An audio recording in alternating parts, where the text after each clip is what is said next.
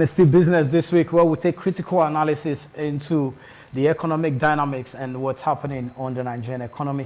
We'll be taking a critical look at the Economic Community of West Africa States, ECOWAS, the re-election of President Ahmed Bola Tinubu of Nigeria for a second term as the ECOWAS chairman. But before my guests join me for us to start the analysis, let me take you through one or two lines of how he has been the president, or rather, he has been the chairman of the ECOWAS Commission.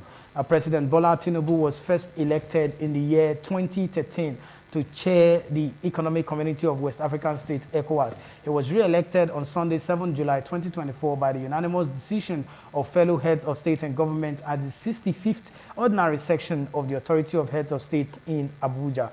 President Tinubu, who was elected, or rather re-elected as the chairman of the Economic Community of West African States, ECOWAS, in Abuja, the State House, noted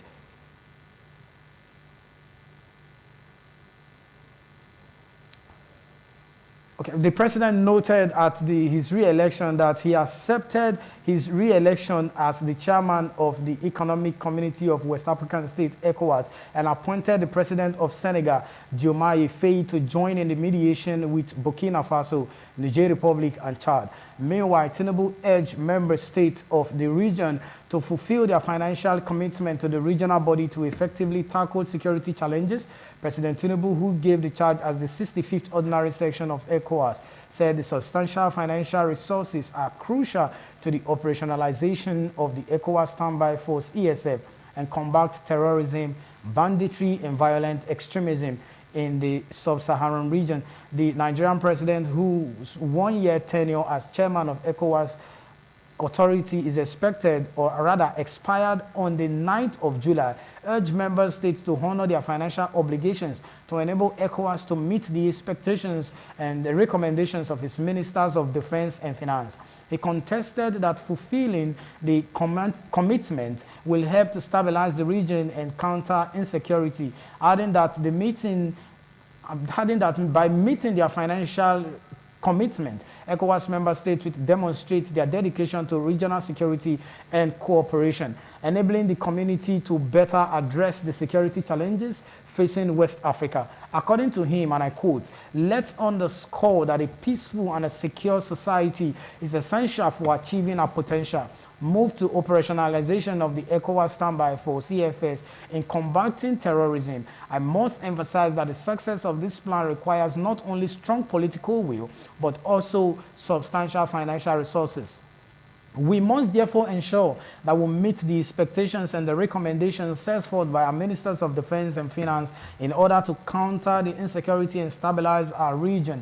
Member states must make extra commitment by providing resources for stabilizing the region. To this end, I urge ECOWAS to leverage on the capacity of the Nigeria National Counter-Terrorism Center, the NCTC, which is widely acknowledged as one of the best in the continent of Africa.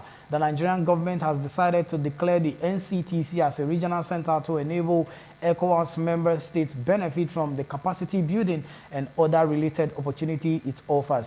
Your Excellencies, dear heads of state, I urge those of you with me to visit the center before your departure and assess firsthand on the facilities and the capabilities of the NCTC, the president stated. Tinubu also urged ECOWAS member states to unite and develop innovative approach to unlock the region's economic potential and promote prosperity. He acknowledged the economic hurdles hindering the progress and stressed the need for partnership, investment, and infrastructural development. So that was the speech of the president after he was being re-elected on Sunday. That's barely 1 week now as the ECOWAS chairman of head of state and government for the second term, so making him the chairman of that regional bloc again for another 1-year term. So like I said, my guest is seated, and he's an economist, he's an entrepreneur, he's a business developer, whatever you can call him in the business world, he's there. I have joining me this afternoon on the show, Benedict Ochago. Good afternoon, Benedict. Good afternoon. Good to have you on the show. It's always a pleasure. Absolutely. Okay. You've heard me read through the whole speech by our president. now re-elected again as the ECOWAS chairman for another second term. Yeah. We know the role Nigeria played in establishing that regional bloc in 1975 by the then administration of Yakubu Gowon and his counterpart of Togo, Ganasibi Eyedema.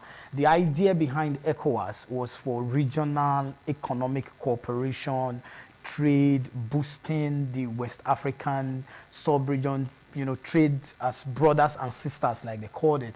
But it now seems like lately they have been derailing from the core reasons why that association was created. So could you just give us a hint into the ECOWAS and if they've really done so much lately, or it has just been there? Like some persons we always say, it's been like a toothless bulldog that is barking, but they are not biting.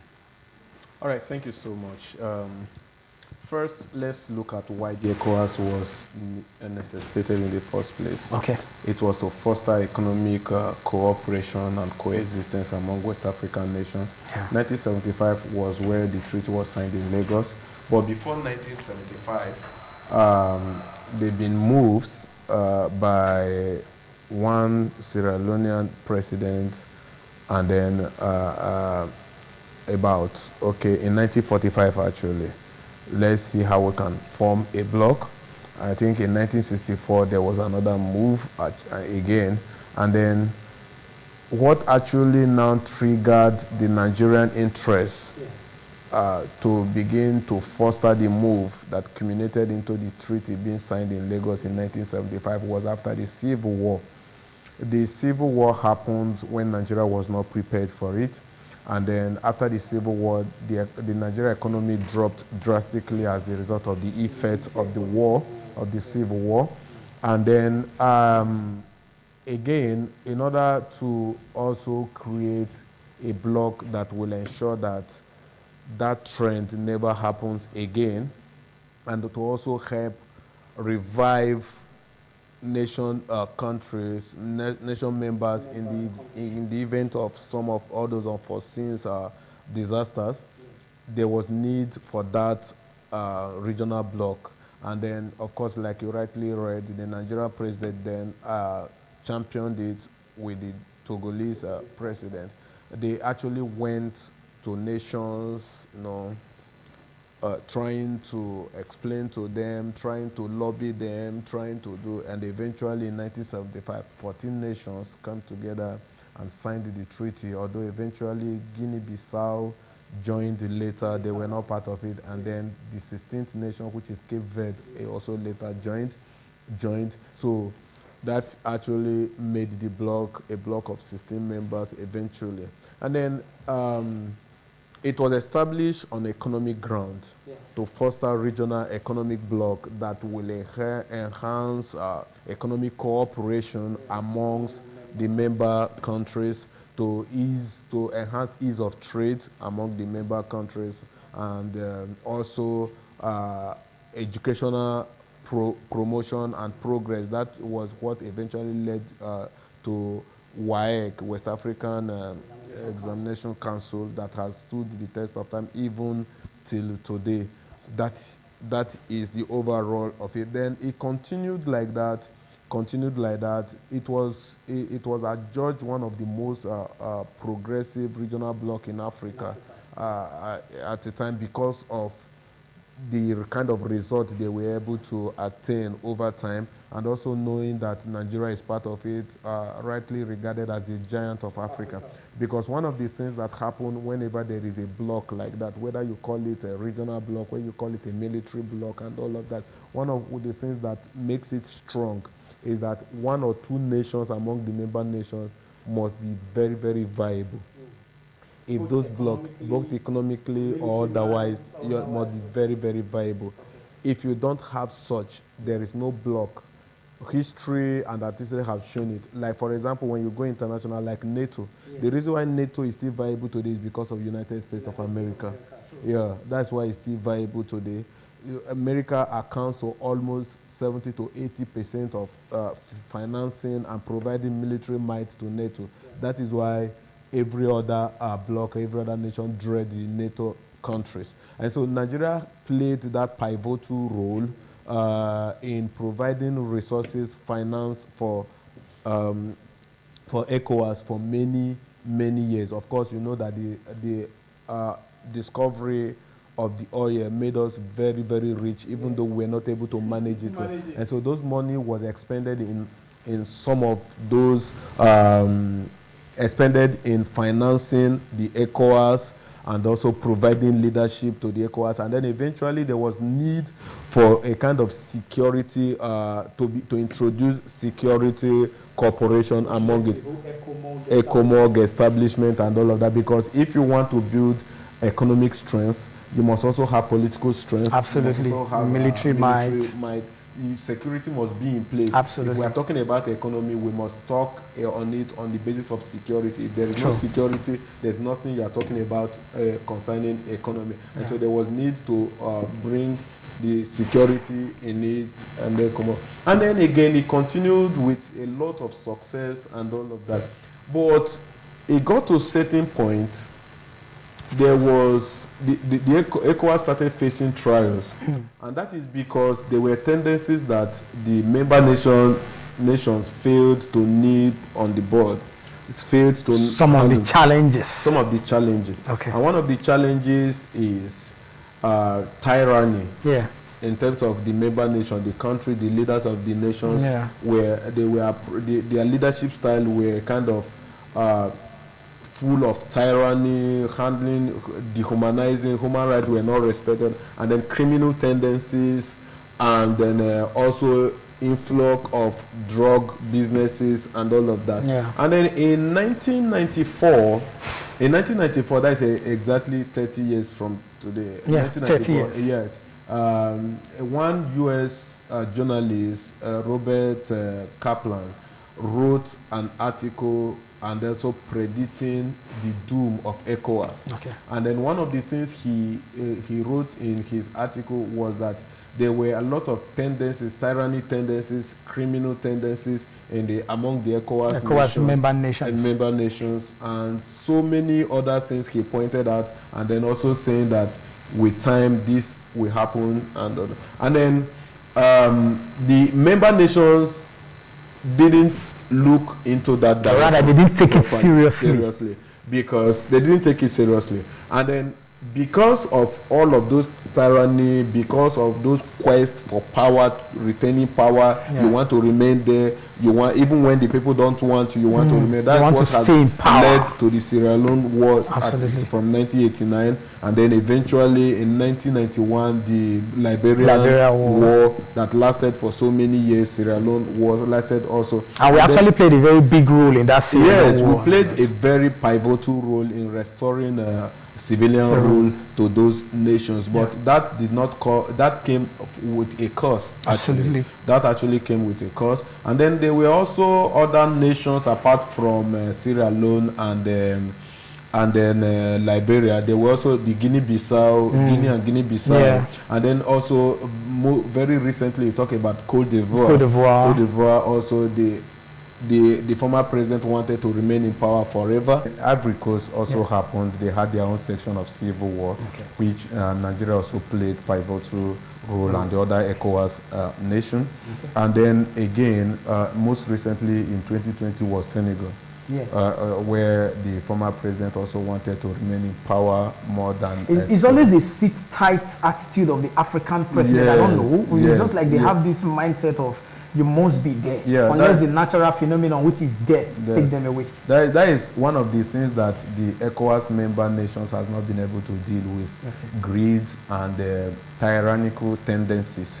That is the problem. And then that was why I was laying that background. I'm coming there. And then again, when you look at how the ECOWAS has fared since 1990 till now, you see that there is, especially since 2000 till now, a kind of decline in their operation, although they've recorded a lot of success.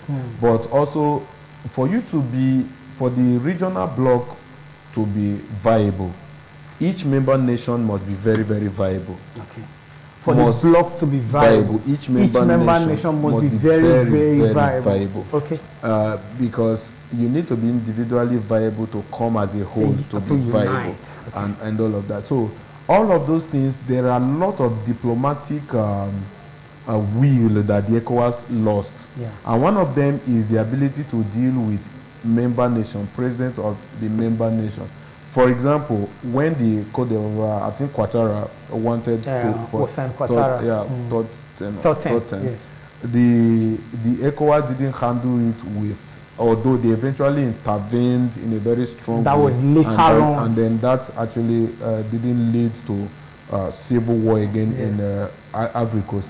Then eventually, later again, Alpha Conte, the former president, the ousted president of Guinea, wanted to change the constitution. He changed it. And that is what we call constitutional coup. According to Benjamin Malangwa, in his article, called it constitutional coup d'etat. He changed the constitution so that to allow him go for the military coup now. No, constitutional coup to allow him go for third term. He succeeded in changing it and went to third term. Trying to change more. Did another election and declared himself that he won for third term. And then ECOWAS didn't play a pivotal role in ensuring that he was tamed. They were all handling him as friends, as all of that. They didn't take drastic action.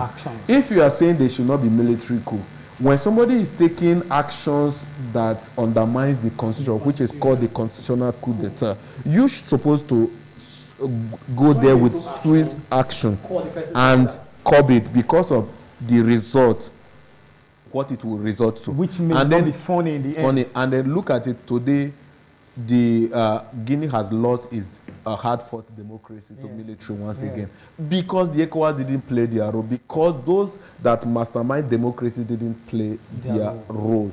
And then again, of course, that was what the former president of Cote d'Ivoire tried to do. After changing the constitution, he wanted to run for third term, but that didn't work for him. Then recently, the Senegalese president as well was ruling as an emperor of that country. And ECOWAS didn't do much until the thing was almost resulting to civil war. Thankfully, Nigeria, the tenure of President Buhari as president of Nigeria, then they swung into action, sent our military there, and they were able to oust him out. And then election was the man that won the election was sworn in and all of that. So there had been a lot of lack of internal democracy among ECOWAS member nations.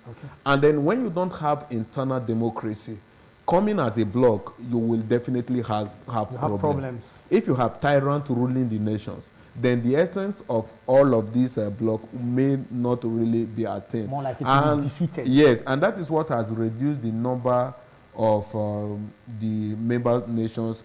For example, Burkina Faso, Mali, and Niger, Benin Republic. Okay. That coup just broke out, you know. So Niger, Guinea, and all of those people are pulled out of the bloc. And then you will find out that presently the bloc is no longer does no longer have its former glory anymore because of lack of internal democracy among member nations, and then because of lack of international diplomacy. You see, one of the reasons why they lost all of those nations ruled by the military is because of lack of democracy, lack of diplomacy.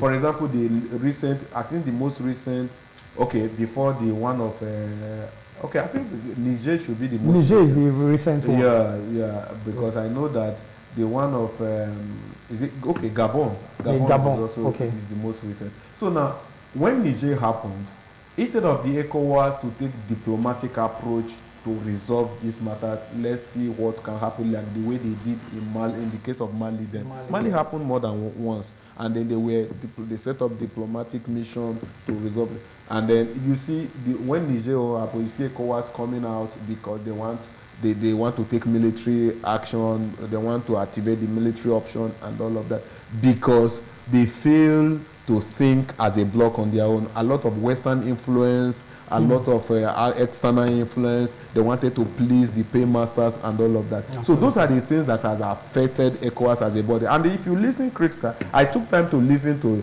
the opening speech of President Buhari, who is the current Tinubu rather, who has been re-elected. In his opening speech in his re-election, in the convention that led to his re-election, if you listen to it in between the line, you know that the ECOWAS right now is having financial issues. That's true. You understand? Absolutely. It's having financial issues. The member nations are not even cooperating financially. And that was why you see him re-echoing it, even to the point where he said that we are going to to publish the names of the member nations that has not met their obligations.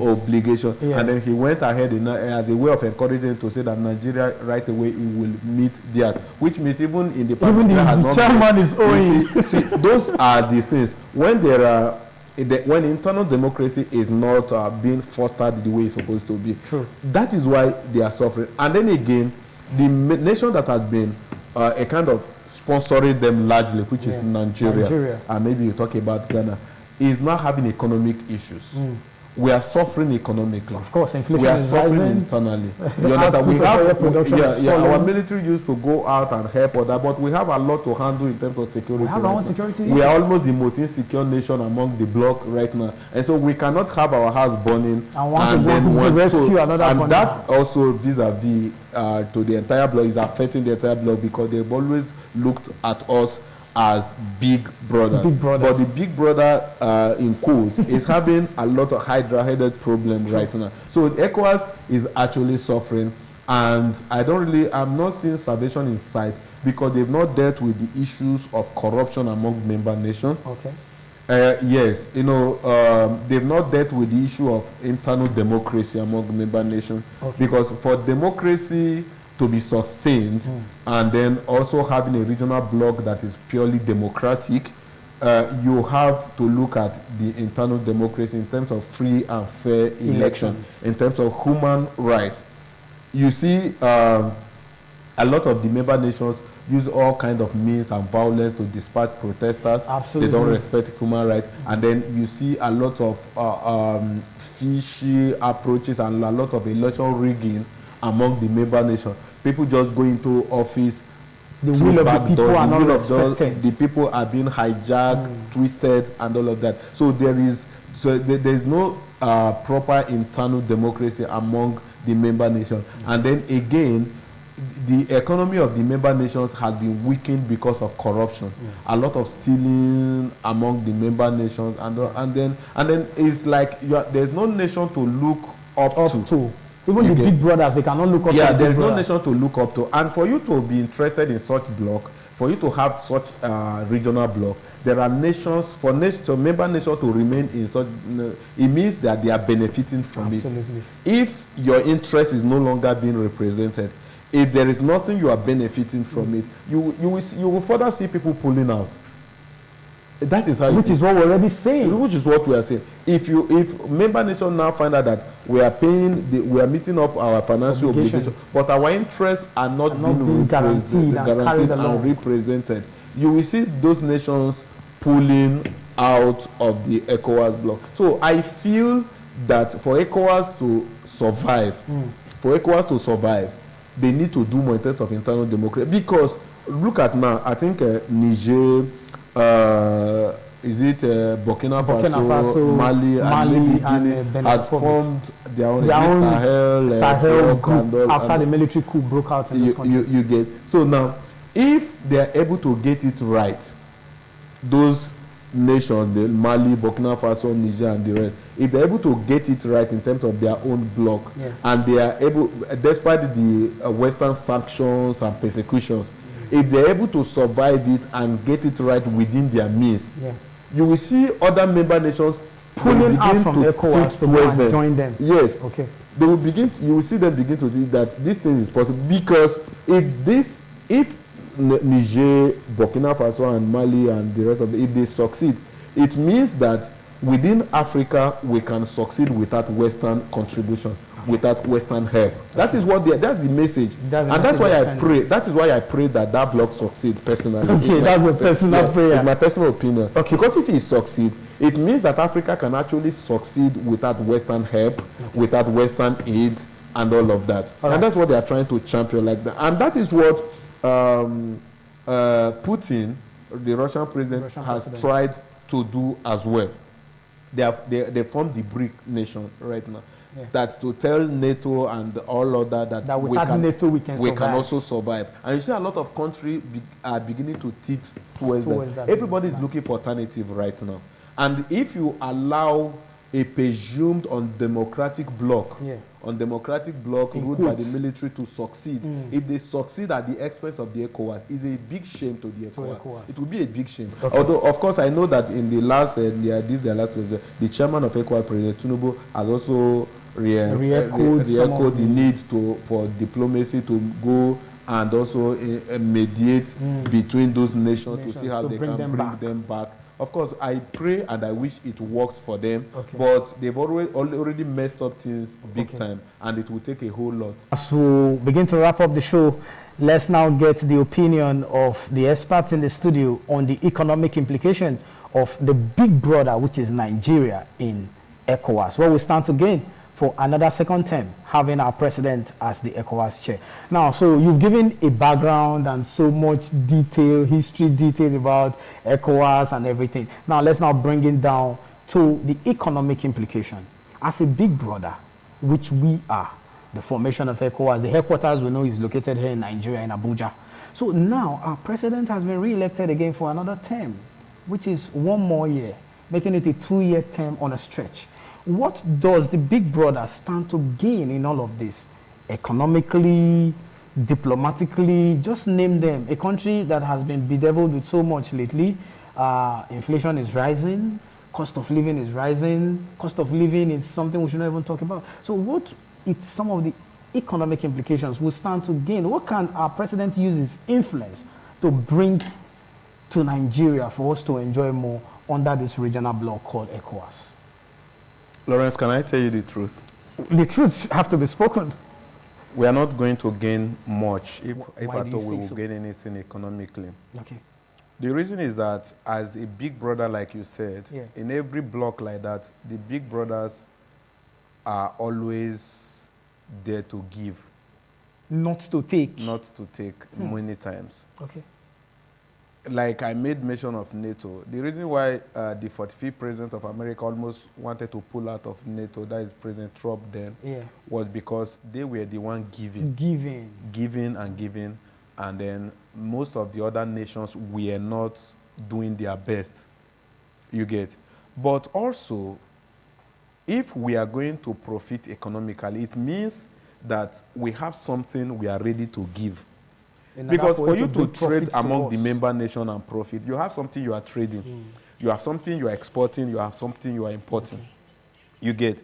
Of course, there's already, for every member nation, we have this equal right of free movement among member nations. And all that. But what are you moving with freely? So I still think that we don't really need ECOWAS to have economic prosperity. So what do we need? What we need is our own internal democracy. Okay. What we need is to build up an economic system that is progressive. The president recently set up the Presidential Economic Advisory Committee. And this advisory committee were largely made of, the top notch in that committee were made up of business mogul that seem to have made. And you don't use business mogul to form economic advisory But committee. They have more ideas. No. The likes of Dangote, let me tell you, Lawrence, the ideas they will give you is to the degree to which it will benefit them as business people. Okay. Are you getting it now? Yeah, I do. Is to the extent to which it will benefit them. They cannot give the president an advice that will make them lose as business people. They are into business to make profit. And so when you are setting up advisory, remember that Dangote and Tony Elumelu were in Buhari's Economic Advisory Council that failed woefully economically.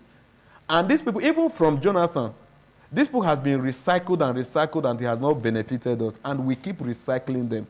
If you want to set up an advisory committee, you bring out individual that has nothing to benefit or to lose economic in terms of business setting. But they've not been able to do that. You get. And so I don't think that it is ECOWAS that will give us what we need economically. We have everything it takes. We have to come and look inward and set up an economic framework, a pathway that in the next 5 years, in the next 10 years will be, because ECOWAS is looking up to us. As the big brother, as like the big brother, they are looking up to us. And so we need to be internally economically viable to be able to meet our obligation of leadership in ECOWAS. And if we are not able to provide that leadership role, in the next 10 years, I'm afraid of what will become of ECOWAS, even as a bloc generally. But also, let's talk about how it will profit us. It will profit us when we are able to produce. And when we produce, we have we leverage on other countries to export and all of that. But we are not producing. You can only do business with other member nations when you have something to give and something to also get from them. More like trade by barter. It is what it is. If we are going to increase our GDP, we need to produce. The reason why we are suffering scarcity of dollar right now is because we are not producing. There are no nations that are coming to buy from us. Those are the things. Nations, we don't have resources, we don't have products, we don't have produce that people are coming to place demand, and when people come to buy, they will pay us in dollar. We don't have it. So those are the things we should be looking at. Instead of trying to say, how will ECOWAS profit us, benefit us? It's for us to call, how do we build our economy so that as big brother, we are able to profit and benefit ECOWAS? Those are and that's what will make us remain relevant. Because when you play big brother role in a block like that, where you benefit is in decision making. Because you can have veto power. Well, absolutely. You can veto decisions. You can veto some decisions. But you must have weight in terms of economy, in terms of security, in terms of your military, to be able to take that leadership role in decision making. But our economy is suffering. Our economy has been halved from what we have in 2014 and the early stages of 2015 and all of that. Our economy, our GDP has been all halved. It was over 400, but now it's about 200 and something. So with that kind of economic strength, Ghana is ahead of us. How are we going to continue to play that big brother role? And then also talking about our military right now, our military is handling so much.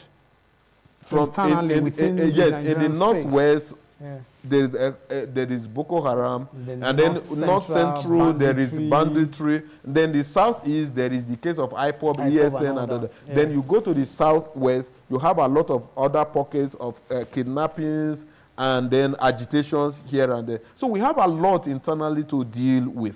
And we need a lot of military attention within us here. And then we have to build a military that upholds international best practices. If we are going to provide that cover for the members. So that's why I'm telling you that it is not about what we will gain. The reason why they keep appointing us is because they want to get from us the ECOWAS. They want to get. That's how it is all over the world.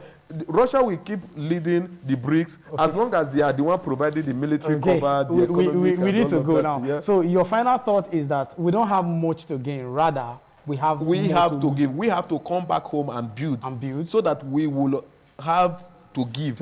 Because that's what will make you relevant among the ECOWAS nation. Let's not deceive ourselves about that we want to gain from ECOWAS and give. A lot of the countries in ECOWAS, they are struggling. Is it Senegal you are going to go? What is the GDP of Senegal? They have a young guy right now who may definitely boost their GDP. Boost their GDP. Definitely. So maybe you can say you are looking onto the countries like Cote d'Ivoire, Ghana, and all of that. So we can really gain when we have something we are exporting, and then we have something we are importing from those nations. So it is a trade thing. Trade by barter. Not really a trade by barter, but a kind of a kind of like the word economic block. You understand? There's a kind of economic transaction. So you must have something to offer. Before you have something to gain. Yes, you have something to offer. It is as a result of you having something to offer, nations begin to place demand on what you have to offer, and then your economy will generally boost. Thank you very much, Benedict Ojago, for your time on the show this beautiful afternoon. It's been a great time, great analysis, giving us insight from the beginning, inception of ECOWAS, and how ECOWAS have done well thus far. It's been a robust conversation with Benedict Ochago on the economic implication we stand to gain again for another 1 year on the re-election of President Bola Tinubu as the chairman of the Economic Community of West African States. But we look forward to better days ahead on the Nigerian economy. That's how far we can go on the show this afternoon. On behalf of my entire team, great guys behind cameras, putting everything in place to make sure the show was a success this afternoon. We thank you. God willing, I'll be back again here next week to take you on the show. I'm Lawrence Osifo saying see you again. Enjoy your weekend. Bye for now.